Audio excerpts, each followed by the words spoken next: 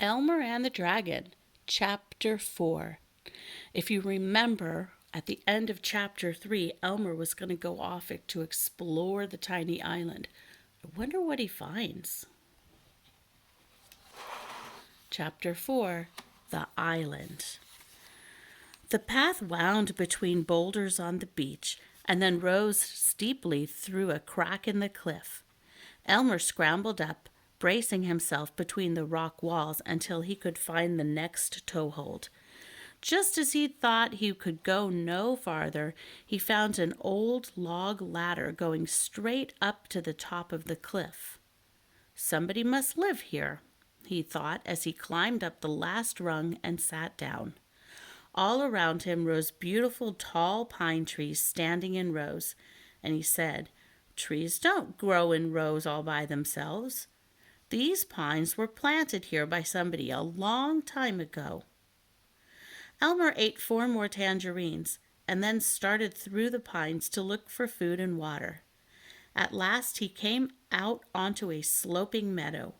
He saw a brook winding its way down the slope, and he ran to take a long, cool drink. The dragon will be happy to see this, he thought, but I do wish I'd find somebody to tell us where we are and how to get home. He followed the brook up the slope into an old apple orchard. Some of the trees had rotted down to stumps, but they had been planted in rows too. Elmer didn't see anybody here, so he followed the brook back down the slope to a place where it made a pool of clear, cold water.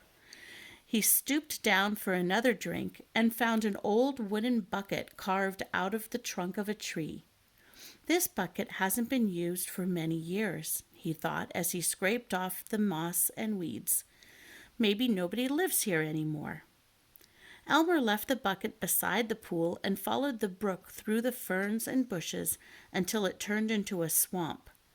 "Skunk cabbages and ostrich ferns all over the place," yelled Elmer, who was worried about the hungry, thirsty baby dragon.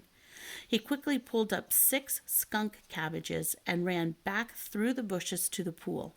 He dipped the bucket half full, threw in the cabbages, and hurried through the meadow to the pines and the dragon.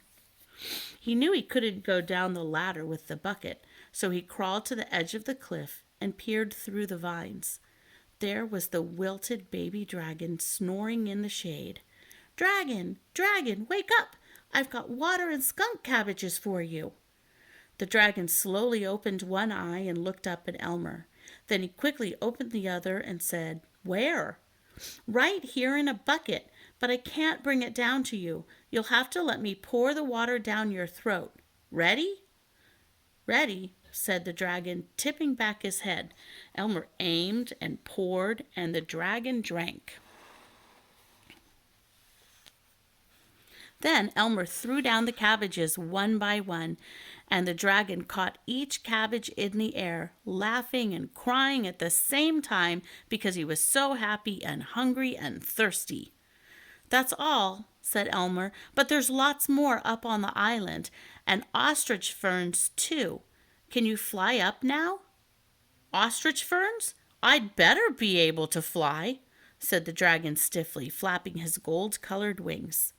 He hobbled along the beach, gave a little jump, and fluttered up to the top of the cliff. "I'm not the dragon I used to be," he panted, "but I'll get you home yet, Elmer. Don't you worry about that." "Oh, I know you will, but I'm not the least bit worried," said Elmer, although he had secretly hoped to find people on the island and a boat going home and all sorts of good things to eat. And that is the end of Chapter 4.